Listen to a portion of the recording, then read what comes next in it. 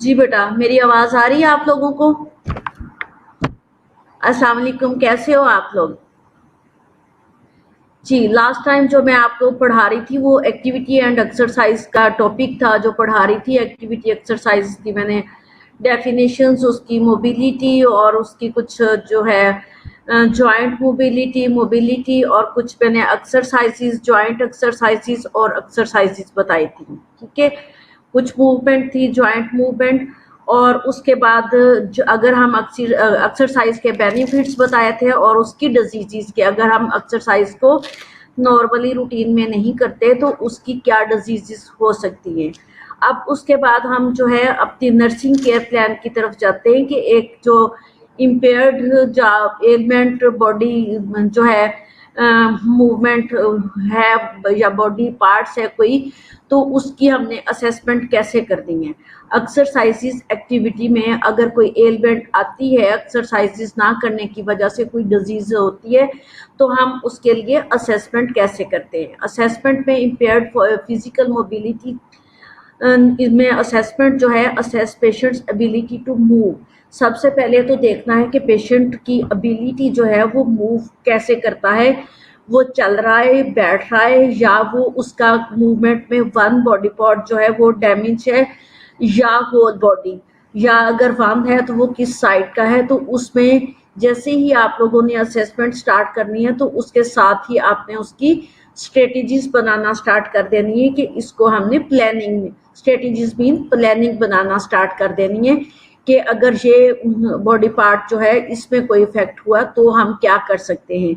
Assess muscle tone strength, assess joint movement and positioning. हर चीज जो है आपने उसकी mobility, joint mobility, whole body की mobility, muscles mobility, tones and positions के किस वो पोजीशन पे खड़ा है, किस पोजीशन पे लेटा है, या किस पोजीशन पे उसने हाथ रखा हुआ है, या किस पोजीशन पे उसका जो है अलाइनमेंट नॉर्मल नहीं है। ये सारी चीजें असेसमेंट करने के बाद इम्पेयर्ड फिजिकल मोबिलिटी में नर्सिंग इंटरवेंशंस क्या होगी। नर्सिंग इंटरवेंशंस में पोजीशन प्रॉपरली टू प्रिवेंट कंट्रैक्चर्स। कंट्रैक्चर्स को जो है प्रिवेंट करने के लिए क्या पोजीशंस होगी, नर्सिस क्या करेंगी। Place trochanter roll from the iliac crest to the mid thigh to prevent external rotation. अब एक्सटर्नल रोटेशन जो है, अगर जो है कंट्रैक्चर है, कंट्रैक्चर में जो है प्लेस ट्रोकेंटर, ट्रोकेंटर बोन्स का आपको पता होगा कि हिप बोन्स के साथ से स्टार्ट होती है जो लॉग बोन है। अब trochanter roll from the iliac crest, अब ये इलियक क्रेस्ट से स्टार्ट होता है to mid thigh to prevent external rotation. अब इसको क्या करना है हमने, ये आप लोगों को एक उन्होंने एग्जाम्पल दी हुई है कि अगर ट्रोकेंटर जो है वहां से, जो ट्रोकेंटर स्टार्ट कहाँ होता है, इलियक क्रस्ट के मिड थाई से। ठीक है, अब इलियक क्रस्ट कौन सा है, जो हिप बोन की साइड है, जिसको हम इनोमिनेट बोन कहते हैं। इनोमिनेट बोन का जो इस तरह कर्व है उसको इलियक क्रस्ट बोलते हैं। ठीक है, अब इलियक क्रस्ट, जी अली हमजा आपकी अटेंडेंस मैंने देख ली है आज। जी, इलियक क्रस्ट जो है वो इनोमिनेट, हमारी जो हिप बोन है उसकी टू इनोमिनेट बोन्स मैंने बताया हुआ है, टू इनोमिनेट बोन्स जिसको साइड बोन्स भी कहते हैं। अब साइड बोन्स की जो फर्दर थ्री बोन्स है, इलियम, इस्चियम एंड प्यूबिस होती है। अब उसके जो ऊपर वाली साइड जहां से बोन स्टार्ट होती है, इस तरह एक कर्व बना होता है, उस कर्व को इलियक क्रस्ट बोलते हैं। अब उस इलियक क्रस्ट के साथ जो है हमारी लॉन्ग बोन जो है, मिड थाई जो है वो जुड़ी होती है। अब हमने प्रिवेंट करना है एक्सटर्नल रोटेशन से हमारी जो लेग है, जिस साइड की भी जो है हमारी कंट्रैक्चर हो रही है, उसी राइट की है तो राइट को, और लेफ्ट की है तो लेफ्ट को, उसको एक्सटर्नल रोटेट नहीं करना। नर्सिंग इंटरवेंशन पढ़ा रही हूँ। नर्सिंग इंटरवेंशन पढ़ाने के से पहले मैंने आपको डिजीजेस बताई थी कि क्या हो सकती हैं अगर हम एक्टिविटी एक्सरसाइजेस नहीं करते। इसमें जो मैंने आप लोगों को डिजीज जिसके लिए मैंने बताया है, ये कॉन्ट्रैक्चर, प्रिवेंट फ्रॉम कॉन्ट्रैक्चर से जो है हमने एक्सटर्नल रोटेशन नहीं करवानी। Place patient on wheel chair 90 degree with the foot resting flat on the floor, floor rest, ठीक है, फुट रेस्ट। अब फुट रेस्ट करानी है पेशेंट को, व्हील चेयर पे बिठाना है, 90 डिग्री के एंगल पे बिठाना है with the foot resting, foot को रेस्ट कराना हमने, ठीक है। फुट को जो है व्हील चेयर का पैडल उसके ऊपर भी नहीं रखना, फुट को जमीन के ऊपर जो है पैडल को साइड पे करके जो है रेस्ट डलवाना, ठीक है। अब जो है प्लेस फुट बोर्ड और high heeled shoes to prevent foot drop. अब फुट ड्रॉप ये है, फुट को रेस्ट इस तरह दिलाना कि फुट के जब जमीन पे पड़ा तो फुट जो जमीन पे नहीं लग रहा है, जमीन फ्लोर के ऊपर, तो हमने फुट ड्रॉपिंग जो हो रही है उसके लिए फुट बोर्ड देना ताकि पाँव को सहारा मिल जाए। फुटबोर्ड मीन के पाँव के नीचे जैसे कोई पीढ़ी या कोई सपोर्ट रख देनी है कि फुट ड्रॉपिंग मैंने आपको दिखाई हुई थी ना कि जैसे लटकता हुआ फुट होता है, तो उसको जो है प्रिवेंट करने के लिए फुट सपोर्ट देनी है। जब उसको व्हील चेयर पे 90 के एंगल पे बिठाना है तो उसकी लेग जो है वो स्ट्रेट होगी, बट उसके नीचे फुट पे फुटबोर्ड और high heeled shoes to prevent foot drop. अब जब भी हमने पेशेंट, इस तरह के पेशेंट को व्हील चेयर पे बिठाना है तो 90 डिग्री के एंगल पे बिठाना है, और 90 डिग्री के एंगल पे जब बिठाना पेशेंट को, तो पेशेंट का फुट नीचे जमीन पे पूरा नहीं लग रहा होगा, तो क्योंकि उसमें प्रॉब्लम है, या फिर कोई लेंथ ऑफ द लेग जो है वो भी व्हील चेयर से छोटी हो सकती है, तो उसको प्रिवेंट करने के लिए हमने हाई हील देनी है ताकि उस वो पूरा जो फुट का वजन है वो जमीन पे जो है लग सके, ठीक है, ग्राउंड के साथ। और या फिर उसको फुटबोर्ड भी इनके कोई सपोर्ट देनी है, पीढ़ी पट्टी टाइप पंजाबी में जो है जी। इम्पेयर्ड फिजिकल मोबिलिटी में इंटरवेंशन किसकी, maintain muscle strength and joint mobility. अब muscle strength and joint mobility भी हमने इनकी साथ में मेंटेन रखती है। Perform passive range of motion, ठीक है, and assistive range of motions. अब एक्टिव रेंज ऑफ मोशन वो होती है जिसपे पेशेंट खुद से जो है वो कर रहा होता है एक्सरसाइजेज, जो हम पेशेंट को बताते हैं कि इस तरह से कर ले, इस तरह से कर ले, that is the active range of motion जो पेशेंट खुद करता है। Perform passive range of motion, passive range of motion जो हमने पकड़ के उसकी एक्सरसाइजेस करानी, जो भी उसका बॉडी पार्ट जो है उसको प्रॉब्लम है तो हमने पकड़ के उसको मूवमेंट करवानी, ठीक है। अगर इस पे फुट ड्रॉप की बात हो रही है तो हमने उसके फुट को पकड़ के जो है ऊपर नीचे लेफ्ट राइट जो है वो मूवमेंट करवानी, क्योंकि वो खुद नहीं कर पा रहा। Perform assistive range of motion, ठीक है। अब रेंज ऑफ मोशन एक्सरसाइजेस, अब इसकी परफॉर्म असिस्टिव के हमने उसको असिस्ट करवाना, उसको चलने में, बैठने में, व्हील चेयर ट्रांसफ़र करने में और व्हील चेयर से बेड पर ट्रांसफ़र करने में, ये सारी जितनी भी एक्सरसाइजेस उसकी होंगी हमने उसको जो है असिस्ट करवाना। Perform active range of motion, अब कुछ एक्टिव रेंज ऑफ मोशन भी उससे करवानी जो वो खुद कर सकता है, जो वो खुद नहीं कर सकता वो पैसिव हमने करवानी खुद से, जो वो खुद कर सकता है वो हमने उसको कह के करवानी कि ये वाली एक्सरसाइज वो खुद कर ले, जो वो खुद से हमने टीच करना और खुद से करेगा, that is the active range of motion exercises. Move the joints 3 times TID में इन 3 times a day। Joint mobility जो है उसकी 3 times a day करनी है। अगर वो पेशेंट हमारा एक्टिव है तो उसको हमने active range of motion exercises करवानी है। वो अगर एक्टिव नहीं है, खुद नहीं कर सकता, तो हमने passive range of motion exercises करवानी है। अगर वो 50-50 है तो जैसे हमने बेड से चेयर पे ट्रांसफ़र करना, चेयर से बेड पे ट्रांसफ़र करना, तो उसमें जो 50-50 जहाँ से वो उसकी एक्टिव रेंज ऑफ मोशन बनती है, तो हमने उसको एक्टिव रेंज ऑफ मोशन बतानी कि आप साइड लेके आगे आ जाएं, आपने चेयर पे बैठना है, और जहाँ से वो खुद नहीं कर रहा वहाँ से हमने उसको असिस्ट करवाना। ये थी हमारी passive range of motion exercises and active range of motion exercises and assistive range of motion में जब हमने पेशेंट को ट्रांसफर करना इधर से उधर, या हमने कुछ थोड़ा सा वॉकिंग करवानी होगी उसकी। और ये जो range of motion 3 times a day must करवाना होगी। नेक्स्ट है promote independent mobility, independent warn patient of the orthostatic hypotension and suddenly standing upright. अब जो है पेशेंट को वार्न करना है कि वो सडनली स्टैंड या अपराइट ना करे। Warn patient of the orthostatic hypotension. अब ऑर्थोस्टेटिक हाइपोटेंशन का बताना कि वो एकदम से उसको जो है फुट ड्रॉप हो सकता है, कोई प्रॉब्लम हो सकती है, इसलिए उसने एकदम से नहीं करना, इंडिपेंडेंट अगर वो कर रहा है।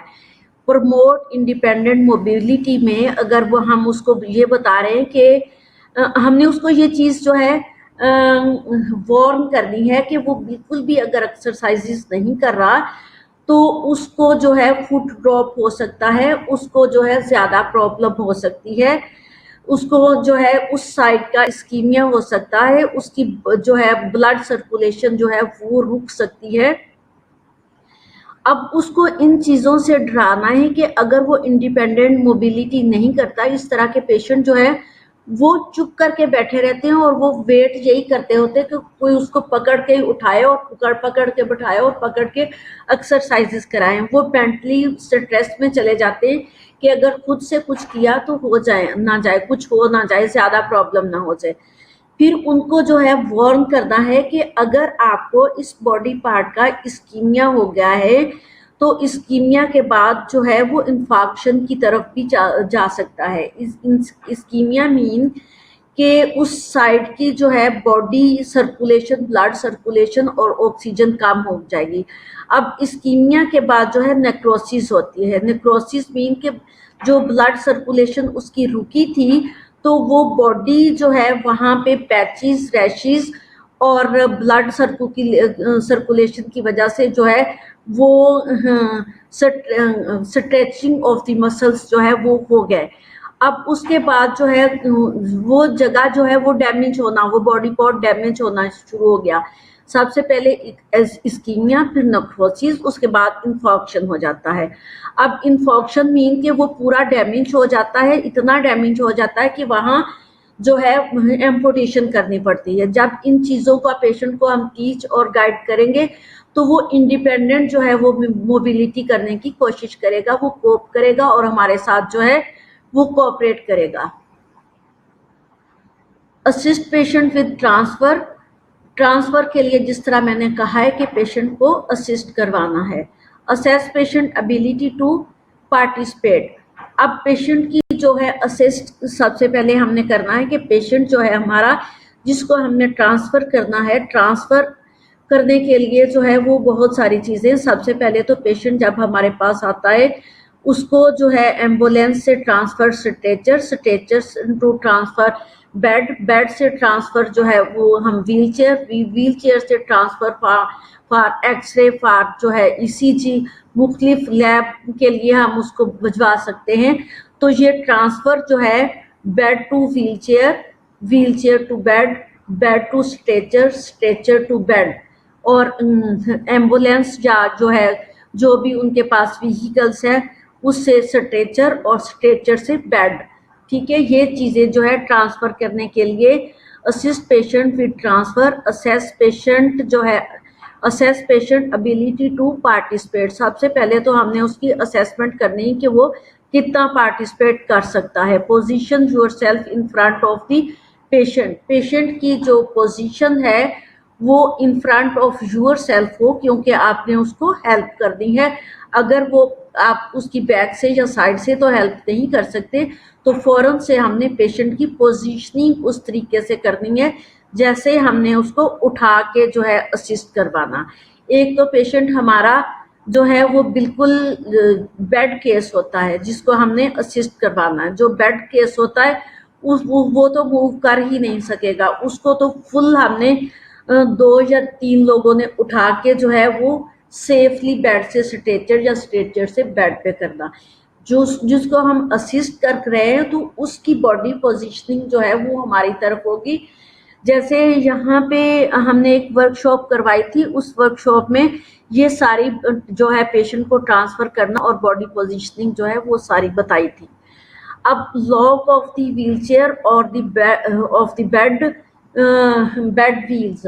सबसे पहले हमने व्हीलचेयर या बेड या स्ट्रेचर जहां से जिधर को हमने पेशेंट को ट्रांसफर करना उसके व्हील को लॉक करना होता है। अगर उसके व्हील को लॉक नहीं करना तो वो इतनी दूर जाके हम फिसल जाएंगे और वो स्लिप हो जाएगा। ठीक है, अब जहां से हम ट्रांसफर कर रहे हैं वो भी लॉक होगा, जिस जगह पे हम ट्रांसफर कर रहे हैं वो भी लॉक होगा। अगर लॉक नहीं होगा तो हम खुद भी जो है वो फिसल जाएंगे और पेशेंट भी हमारा जो है गिर जाएगा, क्योंकि व्हील एकदम से जो है वो पुश होके दूर चले जाएंगे। Use devices such as transfer board, sliding boards और ट्रैप्स एंड शीट्स। अब पेशेंट को ट्रांसफर करने के लिए हमें मुख्तलिफ चीज़ें जो है वो यूज़ करनी होती है। अब डिवाइसेस उन्होंने बताया सच एज ट्रांसफर बोर्ड। अब या तो कोई बोर्ड जिससे पेशेंट को हमने जो है कहना कि इस बोर्ड पे आ जाए और बोर्ड को मूव करके हमने जो है स्ट्रेचर या जो है बेड पे डालना, एक इधर से उधर जो ट्रांसफर करना है, बेड से स्ट्रेचर और स्ट्रेचर से बेड। ठीक है, दूसरी चीज जो है उन्होंने कहा स्लाइडिंग बोर्ड्स।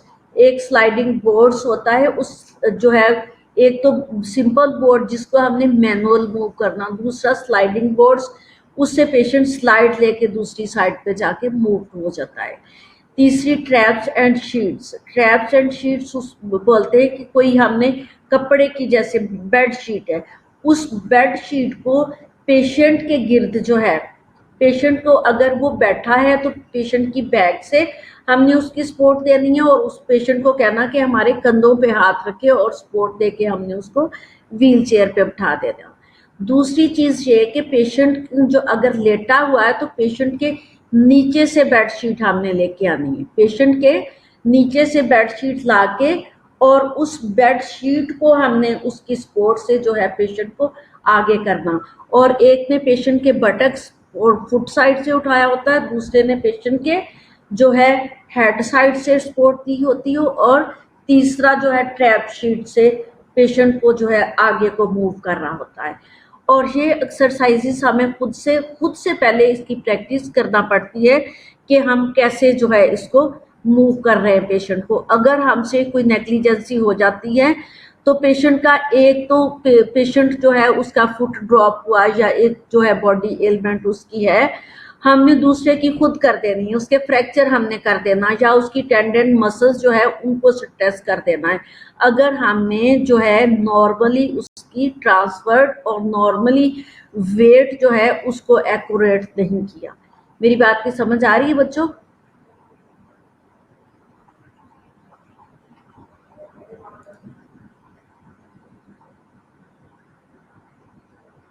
अब बच्चे पूछ रहे हैं कि position yourself in front of the patient, समझ नहीं आ रही या खुद को पोजीशन करना, ये आप 2-3 निदा पूछ रही है मुझे। अब पोजीशन मीन थोड़ी सी बेटा अपनी कॉमन सेंस भी यूज कर लिया करो। जिस पेशेंट को हमने उठाना, हमारी पोजीशन भी उसकी साथ उसकी तरफ होगी और उस पेशेंट की भी, अगर वो बैठा है तो उसकी पोजीशन, ये चीज मैंने पहले क्लियर की कि अगर पेशेंट हमारा बैठा हुआ है, पेशेंट हमारा कोऑपरेटिव है, पेशेंट को हम सिर्फ असिस्ट करा रहे हैं, तो पेशेंट की पोजीशन वो बैठ जाएगा। पहले हमने उसको उठा के बिठाना है, उठा के उसकी पोजीशन अपनी तरफ कर देंगे। ठीक है, उसको हमने नीचे उतारना है ना, उसको हमने नीचे उतारना, हम व्हील चेयर पे कर रहे हैं। अब व्हील चेयर पे करने के लिए हमने उसको कहना, उसके फुट जो है पकड़ के नीचे कर दें, नीचे करके वो बेड पे बैठा हुआ है, उसकी पोजीशन हमारी तरफ होगी, जैसे बेड से उतरने के लिए हम अपने पाँव नीचे करके बैठते हैं और हमारी पोजीशन भी उसकी तरफ होगी। और उसको कहना दोनों अपने हाथ जो है मेरे कंधे पे रखें। वो दोनों हाथ कंधे पे रखते हैं तो हम अपने दोनों हाथ उसकी कमर पे डालते हैं लॉक बना के, ठीक है। कमर पे लॉक बना के हमने उसको तो उठा के खड़ा कर देना। हमने उसको असिस्ट कराया, जब वो खड़ा हो जाएगा तो उसको हमने कहना कि उसका पूरा हाथ जो है हमारे ऊपर होगा, हमारे कंधे पे, और हमने पूरा हाथ उसकी बैक से जाके दूसरे कंधे पे या बैक से जाके जैसे हमें इजी लगे। उसके दो तरीके, एक तो हमने उसको उसके एक्सला से नीचे से जाके दूसरी एक्सला के नीचे से जाके हमने उसको लॉक करके तो असिस्ट करवाना। दूसरा जो है, अगर हमारा पेशेंट जो है खुद काफी कोऑपरेटिव है तो हम एक कंधे पे उसका हाथ रख के तो हम उसको सपोर्ट देके ले जाएंगे। अब ये जो है डिपेंड करता है हमारा पेशेंट जो है वो कितना असिस्ट करवाने की जरूरत है। उसको हम व्हील चेयर पे कर रहे हैं तो मैंने उसका बताया। अगर हम स्ट्रेचर पे कर रहे हैं तो स्ट्रेचर पे करने के लिए हम उसको बेड के एंड पे करते हैं। बेड के एंड पे करके तो हम उसको जो है सपोर्ट दे के हाथों से आगे स्ट्रेचर पे ले आते हैं। अगर हमारा पेशेंट अनकॉन्शियस है, सेमी कॉन्शियस है और उसको फुल सपोर्ट की जरूरत है तो हम उसको बेड शीट से जो है वो जो है नीचे से बेड शीट गुजार के और उधर से एक जो है हिप और फुट साइड से सपोर्ट दे रहा होता है, दूसरा हेड साइड से, और हम इस तरह से अनकॉन्शियस पेशेंट को जो बेड शीट दरमियान में उसकी कमर में डाली हुई है उसका एक लॉक बना के उसको जो है स्ट्रेचर पे ले आते हैं। और ये चीज जो है मैंने बताई कि पैरेलल होनी चाहिए। जब हमने पेशेंट को मूव करना 1 2 3 ABC करके उठाते हैं, जिसने उसकी हिप, जिसने उसके फुट को उठाना, जिसने उसके हेड को उठाना और जिसने बेड शीट को उठाना, 1 2 3 पे उसको सबने इकट्ठा उठाना और इकट्ठा मूव करके लेके आना, ठीक है। अगर कोई 1 पे उठा रहा हो, दूसरा 2 पे और तीसरा 3 पे, तो हमारे पेशेंट के फ्रैक्चर भी हो सकता है, उसकी टेंडेंस, उसके मसल्स जो है वो स्ट्रेस, हम उसको स्ट्रेन स्टेन ओके कुछ कर सकते हैं, ठीक है। तो इसलिए जो है हमें इस प्रैक्टिस की बहुत ज़्यादा ज़रूरत होती है। इसकी हमने एक्सरसाइजेज भी कराई थी और इसकी एक्सरसाइजेज जो है जब आप आओगे तब भी करा लेंगे। और जो अगर आप मजीद करना चाह रहे हैं तो आप वीडियो में निकाल के यूट्यूब पे जाके असिस्ट पेशेंट जो है unconscious bed to transfer bed to chair, transfer bed to stretcher, stretcher to bed, ये चीजें आपको मिल जाएंगी, आप वहां से भी देख सकते हो। जी आगे चलूं। Assist patient with transfer. In general, the equipment are placed on the side of the stronger unaffected body part. जो चीज़ें हमने पेशेंट के साथ लेके जानी है वो हमने जो है पेशेंट के ऐसी जगह पे नहीं रखनी अनअफेस्टेड कि उसके बॉडी जो है पार्ट उसके साथ टच हो। हमें पेशेंट को जो है पहले तो इमरजेंसी में रखना होता है, जैसे ट्रांसफ़र किया पेशेंट को जो है एम्बुलेंस से स्ट्रेचर पे, स्ट्रेचर से इमरजेंसी बेड पे। इमरजेंसी में जब पेशेंट जो है पेशेंट जो है, अब मैं आपके मेरी नज़र आपके जो है मैसेजेस पे भी है जो सेंड कर रहे हो और मैं पढ़ा भी रही हूँ। मैं मैसेजेस क्लियर करती हूँ, एक दफ़ा मैं आपको ये क्लियर कर दूँ। अब जो मैं बताना चाह रही हूँ कि जैसे पेशेंट को हमने एम्बुलेंस से स्ट्रेचर पे, स्ट्रेचर से फिर इमरजेंसी बेड पे, इमरजेंसी में जब पेशेंट जो स्टेबल होता है पहले तो इमरजेंसी में फिर हम ट्रांसफ़र उसको दोबारा करते हैं एक्सरे के लिए, ईसीजी के लिए, अल्ट्रासाउंड के लिए, मुख्तलिफ इन्वेस्टिगेशंस के लिए, जो हमें कभी व्हील चेयर पे और कभी स्ट्रेचर पे जाना पड़ेगा। फिर उसके बाद जब इमरजेंसी से हमारा पेशेंट स्टेबल हो जाता है तो हमने उसको तमाम इक्विपमेंट जो पेशेंट की हैं वो उसके साथ जो है वो रख के, जैसे in general the equipment are placed on the side of the stronger mean, जो पेशेंट के साथ बेड जो जा रहा है उसके साथ जो चीज़ें लेके जानी है वो हमने एक ही टाइम पहुंचानी होती है। उसको बेड की साइड्स पे जहाँ पे लेके जाते हैं ना, उस जहाँ पे शिफ्ट करना पेशेंट को, वो सारी चीज़ें साथ ले जाने के लिए हमें सारी इक्विपमेंट जो है वो उस जगह पे नहीं रख देनी जहाँ पे पेशेंट के बॉडी पार्ट या पेशेंट ने आना है, ताकि पेशेंट को जो है उसकी व्हीलचेयर की बैक साइड पे या किसी साइड पे लटका देनी शॉपर में डाल के। अगर स्ट्रेचर है तो उसके नीचे अगर जगह बनी तो वहाँ ये चीज़ें रख देनी, या अगर ज़्यादा है तो पेशेंट को हमने जो है ट्रांसफ़र करने के बाद उसकी साइड पे रख देनी जहाँ पे हमें जगह मिले। Nurses assist the patient to move towards the stronger side. अब स्ट्रॉन्गर साइड जो है, move toward the stronger side, stronger mean जो हम जो है व्हीलचेयर या स्ट्रेचर जो है उस पे कर रहे हैं, ठीक है। अब assist the patient to move toward the stronger side, आप नर्स ने खुद से आगे बढ़ के उस साइड पे, जैसे मैंने बताया कि पेशेंट ने स्ट्रेचर पे खुद नहीं आ जाना, नर्स को आगे बढ़ के जो है पहले पेशेंट और फिर व्हीलचेयर की एक्सेस तक खुद मूव करना होगा। या जैसे मैंने बताया कि हमने पेशेंट को बेड से जो है स्ट्रेचर पे जब मूव करना, जैसे हमने बेड शीट जो है वो नीचे से डाली थी और एट ए टाइम जो है हमने उसके हेड और उसकी हिप और उसके फुट को सपोर्ट दी थी, तो उस पे हमने खुद मूव होना। जिसने स्ट्रेचर पे जिसके हाथ में बेड शीट है या जिन्होंने आगे मूव करना, वो नर्सिस ने खुद मूव करना है।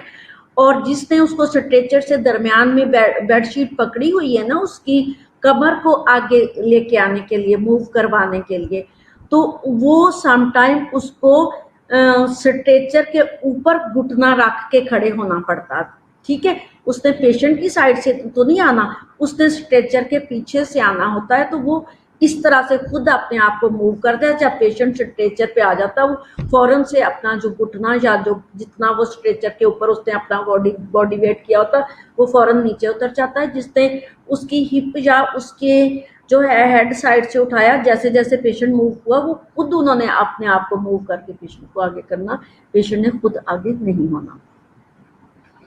In moving the patient move to the direction facing the nurse, ठीक है।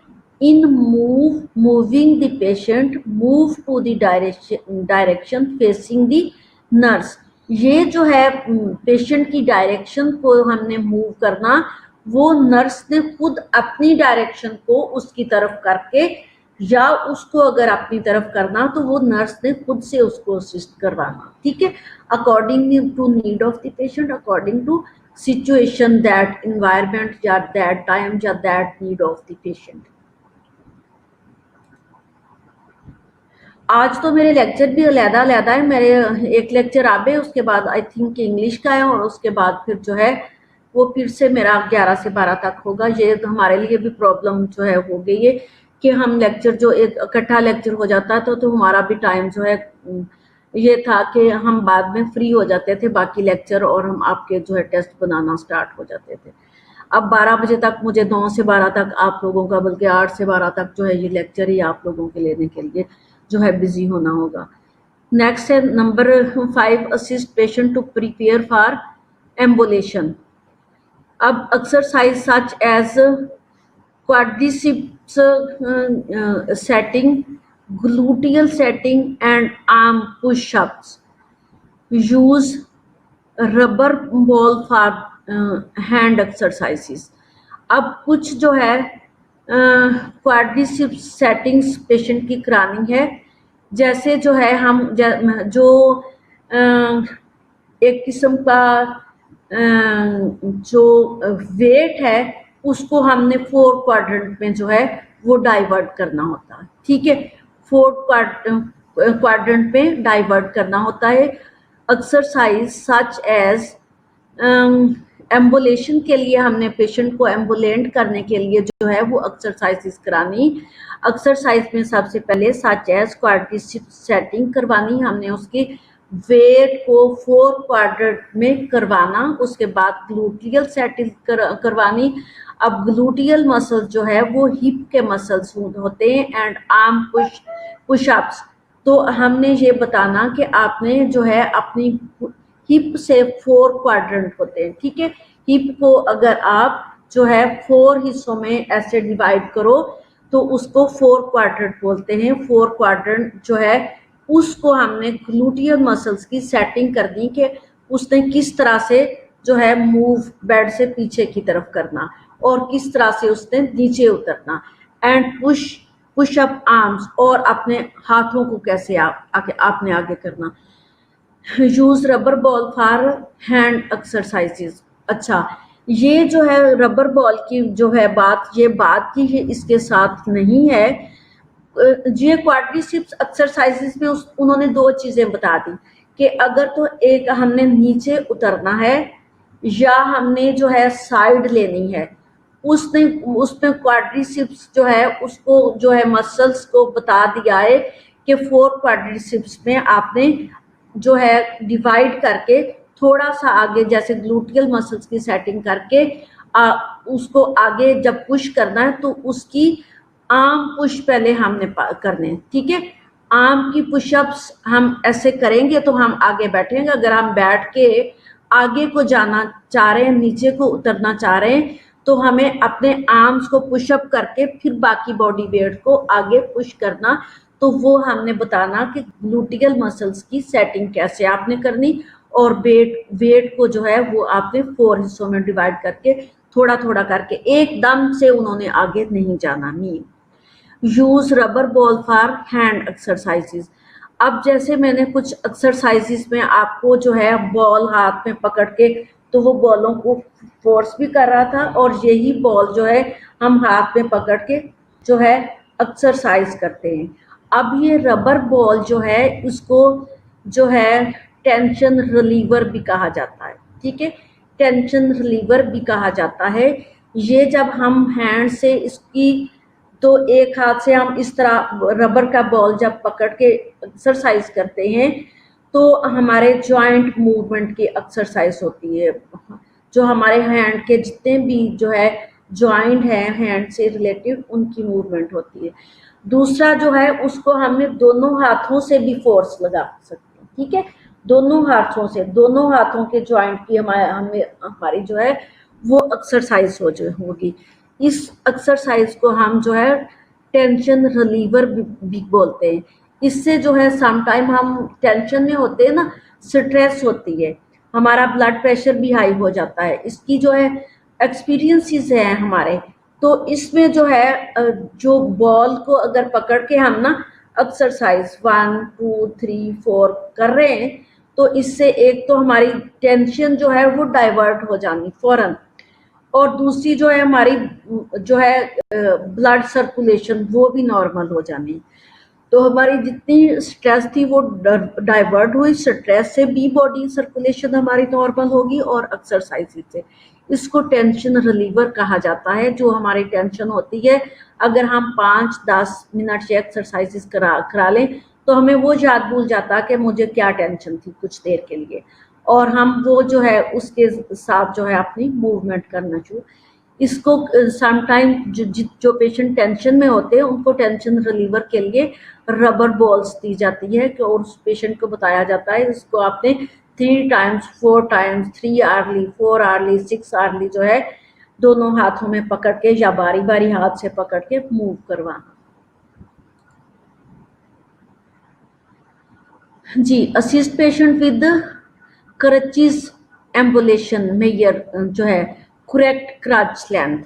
अब जो है क्रचिज, मैंने आपको बहुत सारी क्रचिज जो है वो इंट्रोड्यूस कराई थी, हाँ आई थिंक स्किन मैनेजमेंट वाले में कराई थी, और इस जो मैंने एक्टिविटी एक्सरसाइजेस बताया इसमें भी मैंने बताया था कि समटाइम जब कुछ डिजीजेस ऐसी आती हैं जिसमें क्रचिज यूज करनी पड़ती हैं। अब क्रचिज जो है वो मुख्तलिफ साइज की जो है वो मैंने आपको बताई थी। अब क्रचिज उसको बोलते हैं जिनकी सपोर्ट से हम खड़े होते हैं, ठीक है, जिनकी सपोर्ट से। अब क्रचिज जो है इस टाइप की भी है, एक को हमने हाथ पे पकड़ के तो उसका सहारा जो है ग्राउंड पे लेके फिर मूव होते हैं। एक क्रच होती है जिसको एक्सला के अंदर जो है उसकी फिटिंग होती है, और हम अब उसको एक्सला के अंदर रखते हैं तो फिर उसको आगे करके मूव करते हैं। और एक क्रच होती है जिसको हम हैंडल से हाथ से हैंडल पकड़ के तो उसको हम मूव करते हैं। अब ये क्रचेस जो है इसके साइजेस भी होते हैं और ये क्रचेस जो है ये जो है अकॉर्डिंग टू एज भी यूज होती हैं, अकॉर्डिंग टू साइज भी यूज होती हैं और अकॉर्डिंग टू जो है डिफिकल्टी, कितनी पेशेंट को डिफिकल्टी है, कितनी पेशेंट को इमोबिलिटी है, कितनी पेशेंट को इसकी जरूरत है, उसके अकॉर्डिंगली जो है described by the orthopaedic doctor. ठीक है, फिर ये यूज करवाते हैं।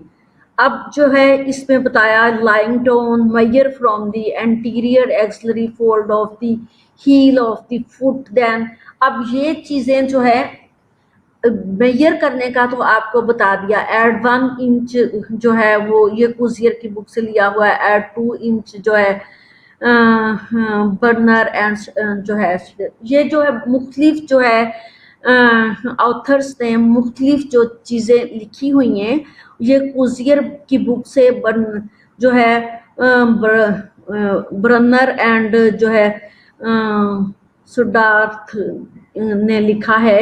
उसने लिखा कि इस एक ने कहा कि एड 1 इंच जो है वो एक्स्ट्रा और दूसरे ने 2 इंच।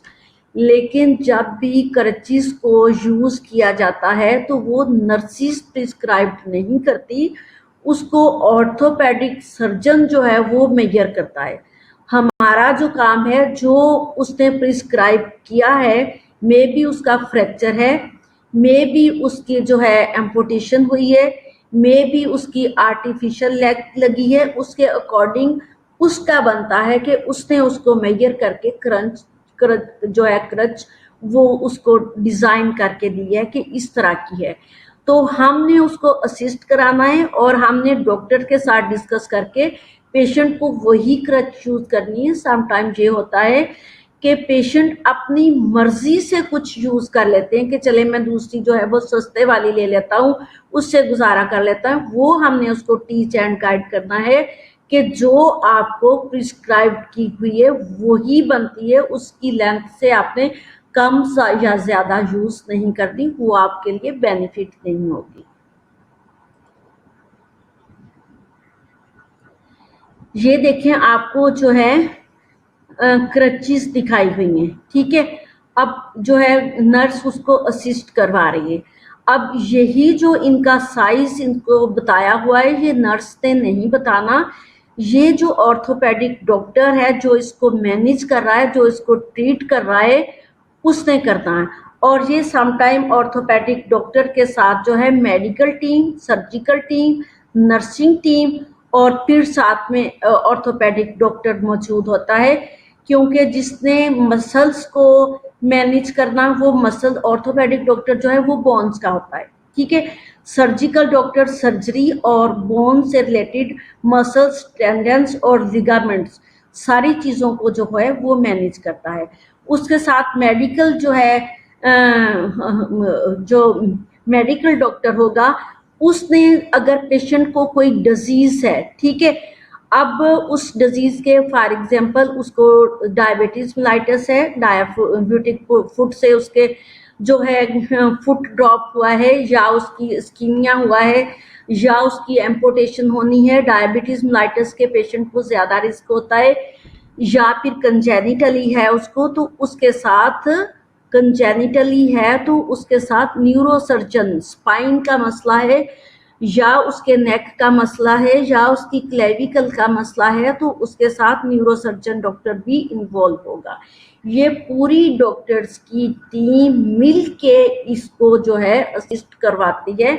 इसमें ये जो लेडी है, यंग लेडी, ये इसके पास वॉकर है, इसको क्रचेस के नेम भी दे सकते हैं बट इसको वॉकर बोलते हैं। ठीक है, अब ये देखें, ये पहले भी मैंने इंट्रोड्यूस आपको स्किन मैनेजमेंट में इसलिए करवाई थी कि स्किन मैनेजमेंट में भी यही जो है डिजीजेस होती हैं जो एक्सरसाइज एक्टिविटी में नहीं होती। एक्सरसाइजेज जो जैसे डायबिटीज़ के पेशेंट हैं, हाइपरटेंसिव के पेशेंट हैं, और वो अपनी एक्सरसाइजेज को मेंटेन नहीं रखते तो उनको ये रिस्क फैक्टर ज़्यादा होते हैं। इसलिए हमारे 2-3 यूनिट्स में ये चीज़ें इंट्रोड्यूस हो चुकी हैं। नर्सिंग इंटरवेंशन में यहाँ assist patient in crutch ambulation, measure correct crutch length, वही चीज जो पहले थी, लेकिन crutch length allow 20 to 30 degree elbow flexion. अब मैं ये आपको जो 20 to 30 डिग्री एल्बो फ्लेक्शन है वहां से जो है फ्लेक्स करना है।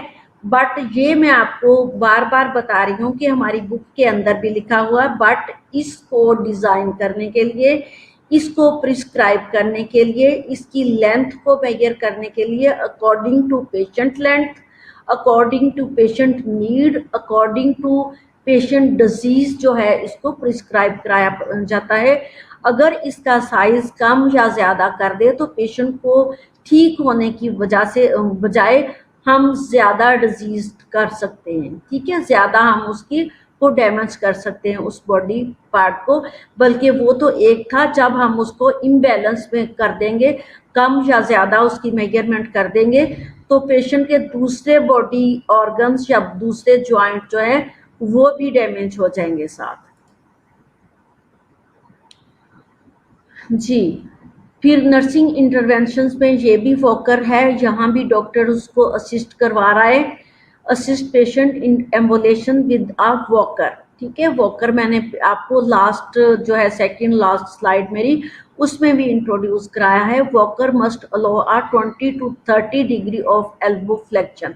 एल्बो फ्लेक्शन से 20 to 30 डिग्री जो है वो नीचे होनी चाहिए वॉकर, जैसे आपको जो पिक में नजर आ रही है उसके ऊपर नहीं उसने उठाई हुई, उसकी एल्बो जो है उससे फ्लेक्स उसने किया हुआ है 20 से 30 डिग्री।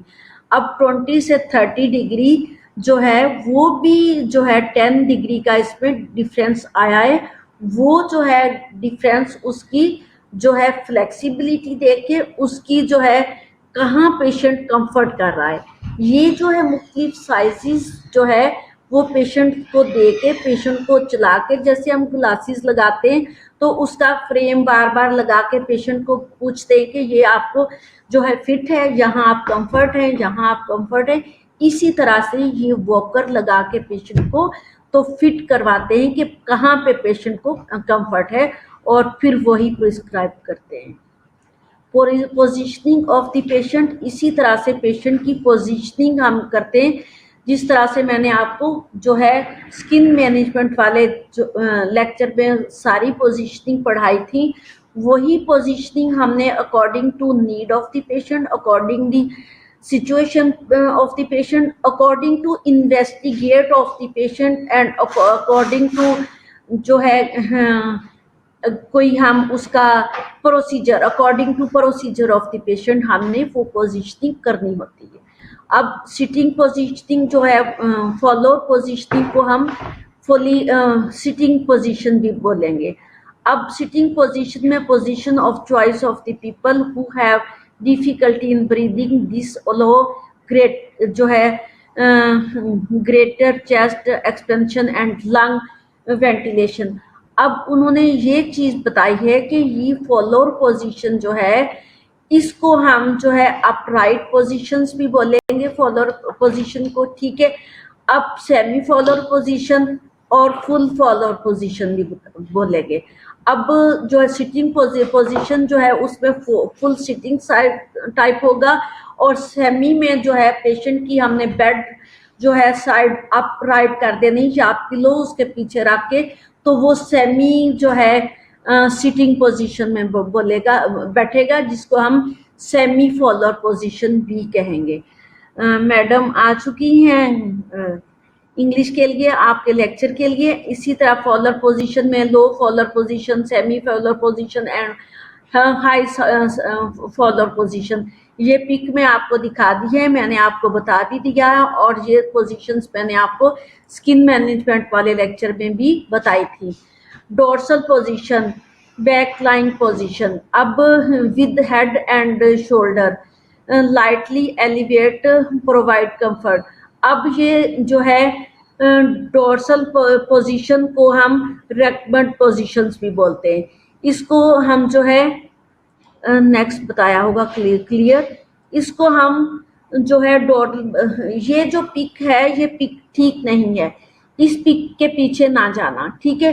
डोर्सल पोजीशन या रेकबेंड पोजीशन को हम लेटरल पोजीशन भी कहते हैं, जैसे लेटा है, और left lateral, right lateral and recumbent position and dorsal position.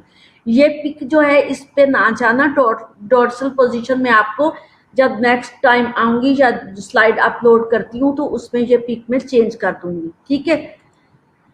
Prone position जो है इसमें मैंने बताया था कि स्पाइन एंड प्रोन दोनों पोजीशंस आपको बताई थी कि स्पाइन पोजीशन जो हमारी स्पाइन जो है वो बेड के साइड लगे, ठीक है। जो हम बिल्कुल सीधे, हमारा मुंह बिल्कुल सीधा, हमारे बॉडी ऑर्गन सारे जो है वो सीधे हैं और हम बिल्कुल सीधा बेड पे लेटे हुए हैं, that is spine position. Mean के स्पाइन हमारी पूरी बेड के ऊपर है, ठीक है। दूसरी हमारी स्पाइन जो है वो हम उल्टा लेट जाए, बिल्कुल हमारी जो है नीज उल्टी हो गई, हमारा एब्डोमेन बेड पे हो गया, हमारा फेस जो है बेड पे हो गया, that is called prone positions. और ये पोजीशनिंग जो है वो हम अकॉर्डिंग टू एक्सरसाइज भी करते हैं, और ये हम प्रोसीजर को करने के लिए तब भी करते हैं, और पेशेंट की नीड के अकॉर्डिंगली भी हम पेशेंट की पोजीशन करते हैं। अब ये देखो, अब वहाँ जो आपको जो रेकबेंड पोजीशन थी वो उसी को मैंने बताया था कि लेटरल पोजीशन बताते हैं। अगर लेफ्ट पे है तो लेफ्ट लेटरल पोजीशन, अगर राइट पे है तो राइट लेटरल पोजीशन। इसी को हम जो है रेकबेंड पोजीशन भी बोलते हैं, और इसी को हम जो है डोर्सल पोजीशन भी बोलते हैं। डोर्सल पोजीशन जो है रेकबेंड पोजीशन एंड लेटरल पोजीशन। अब बेटा समझ आ गई। अब मुझे कोई पिक जो है वो आपको दोबारा अपलोड करने की जरूरत नहीं है, यहीं पे आपको मिल गई है। और दूसरी जो है लेटरल साइड मैंने आपको क्लियर कर दी है। लेटरल साइड जो है वो साइड पे लेफ्ट लेटरल या राइट लेटरल होगी, तो उसको लेटरल। सिम्स पोजीशन आपके सामने है। सिम्स पोजीशन में जो है हम मोस्टली जो है सिम्स पोजीशन करके पेशेंट को इस Sims position semi prone position है, ठीक है।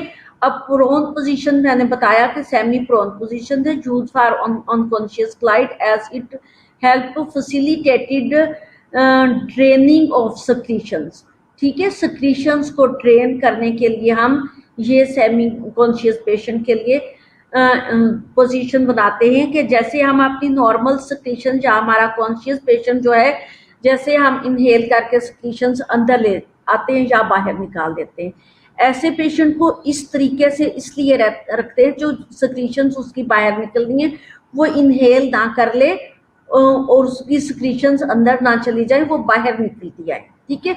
वो बाहर बेड के ऊपर आगे जो है प्लास्टिक रबर शीट बचा दी जाती है।